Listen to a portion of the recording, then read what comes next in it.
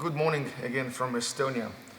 Haven't said it long enough his name. His name is Ronald Stimmer, one of my black belts and a good friend. So today we're gonna talk about one direction, not a band, one direction that is usually missing from people's game, and that is sitting up away from them.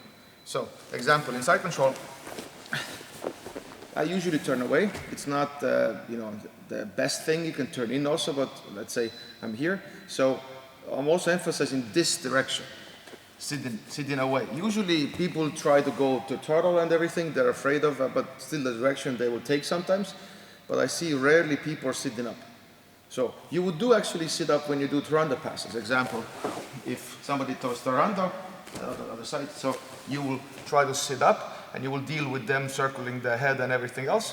But in side control, you have this arm protected, and usually people feel it's not an option for them. In many cases, when I'm training with people, I block this hip. I push this hip down with my elbow so they can't shrimp, and only direction they want to go to, like to the knees, and I really stack the hips, and they're kind of like stuck, and so I'm kind of showing them that direction. And they usually don't take it because they're not used to it. And they consider it like, oh, they take my back. So we talked about a little bit on a back take video, but I usually sit up, elbow is in, and now we're gonna fight. The back hooks, we're gonna go to my arm, we're gonna shrimp, we're gonna put the hook in, we can feed the arm.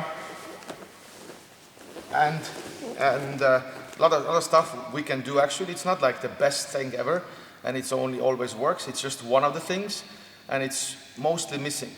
And so I would like that people would use that more, and then you have 4 directions.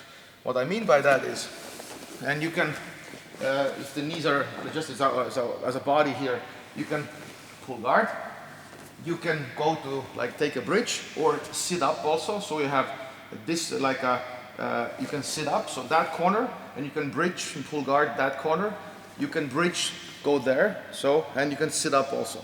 So kind of all 4 corners are kind of used in that sense, and you can I guess spin, and that would be also like certain part that fits into the system. But so mostly if people do all 3, that's the least used, and I use it. I use the sit up actually for accelerating my bridge, and I use the bridge to accelerate the sit up. So a jab cross and all that system. So example, if I would want to like go to my knees, push your knees on the mat.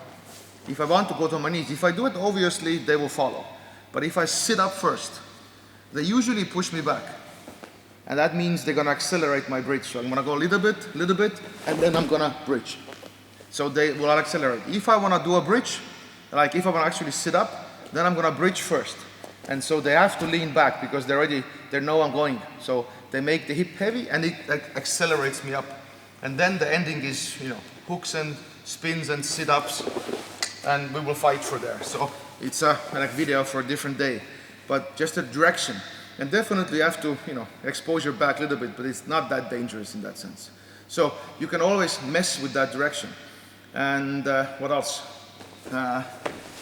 If you look for, I mostly, in many cases, example myself, I use those feedbacks, like a body lock escapes.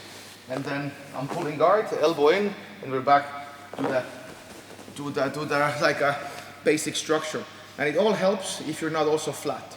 So if you're flat and kind of give everything away, it's very hard to like have those directions, because that's why I emphasize always not give the underhooks and don't mind a crossface if you're tilted. So all this helps. And if you want to do other side escapes, also it helps to be tilted that way, not being flat. And then they can have most weight on you.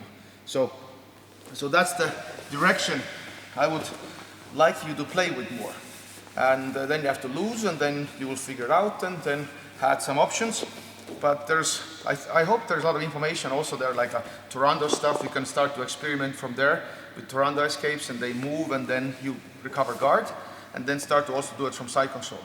And you will be a more dangerous escaper, because you have more directions. You can feint more directions. You can make them lose you like more. So because with more direction, you can create more rabbit hooks. The way we escape always having an angle, creating a centrifugal force so they can't follow us with a straight line. So if they speed up, if I'm taking always corners, they will kick themselves out.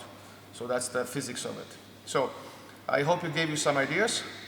Try to add this to a game and play with that. And always start with beginners and then, build yourself up there. So till the next time.